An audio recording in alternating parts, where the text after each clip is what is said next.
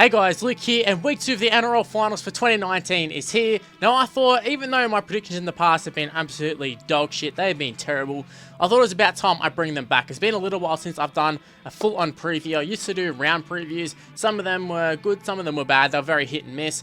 But I thought with the finals here, it's about time I bring them back. So we're going to start off with the first game of week 2. It's the Rabbitohs up against Manly.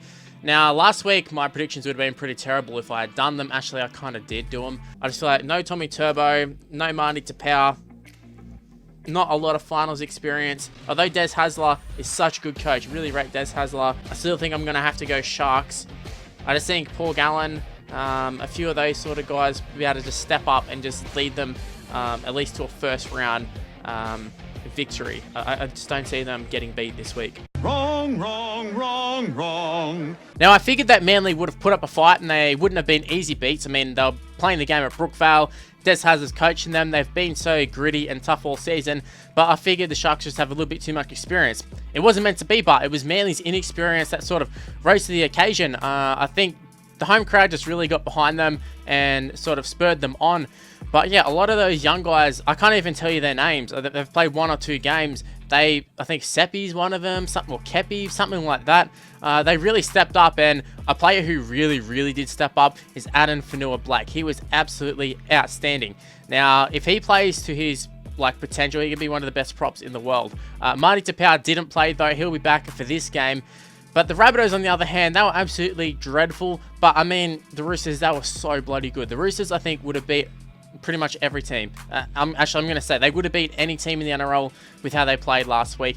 But I think for the Rabbitohs, it was kind of symbolic of their performance was the very first touch of the ball that they had, and that was Alex Johnston dropping the ball. I mean, he was named on the wing, and Dewey was named at fullback, where Dewey's played pretty decent and played most of the year. And Alex Johnson is he's played fullback, but he is a winger as well. So they did the switcheroo in a very important game in the finals, and obviously it didn't work out. Alex Johnston didn't really do much. Obviously, like I just said, dropped the ball the very first time he had an opportunity to catch a ball. It wasn't even a bomb or anything. It was just a kick downfield, and he dropped it. It went dead, and I think that was kind of just representative of the whole game.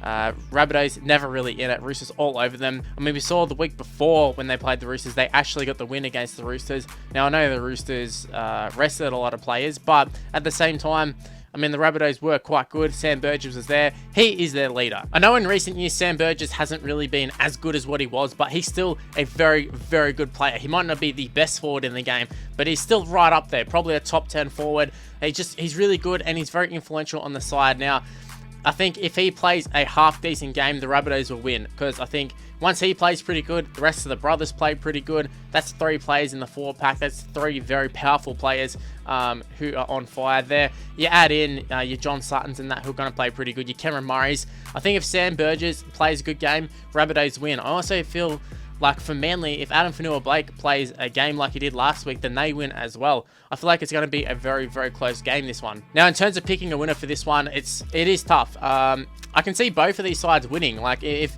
you told me Manly wins, I'd be like, yeah, that's about right. I mean, they've been so tough and gritty all year. I mean, it's typical Manly. Backs against the wall and they win. But then if you told me the Rabbitohs win, it's like, oh yeah, Wayne Bennett coaches them. They've got Sam Burgess, Adam Reynolds. It's a very good team. Of course they're going to win. So either way, I don't think you're really wrong with a prediction here. If you predict Manly to win or Rabbitohs, it's such a close game. I think it's actually going to be a pretty good matchup. I think I'm leaning towards the Rabbitohs though. More so just due to experience now. I just talked about Sharks having the experience and Manly just coming out and giving them a bit of a hiding. They even sort of withheld a little bit of an onslaught in the second half from the Sharks. A little bit of a comeback, and they still gave it to them and got the victory. But I don't see it happening for the Rabbitohs. Not so much because of the Rabbitohs being so much better than the Sharks forwards or anything like that. I think more so just due to the fact that it's a home game for the Rabbitohs. It was a home game for Manly last week when times were tough. I mean, times were tough right from the start for Manly, considering all the injuries and stuff. But they had the home crowd behind them. It was their first finals home game in I don't know how long. I don't even know when was the last time Manly was in the finals. Maybe like 2015 or something. It's been a fair while, at least for a home final anyways. And yeah, the fact that it was at Brookvale, and also all the talk about it getting moved and all the fans sort of rallying behind the side. It seemed like everything was sort of going wrong for Manly, so the fans really got behind them and really spurred them on. So I feel like that first week win, that was the big deal for Manly. Anything now is just extra. It's the icing on top. Whereas I think for Rabbitohs, they look at this game and they say, we want to make the grand final.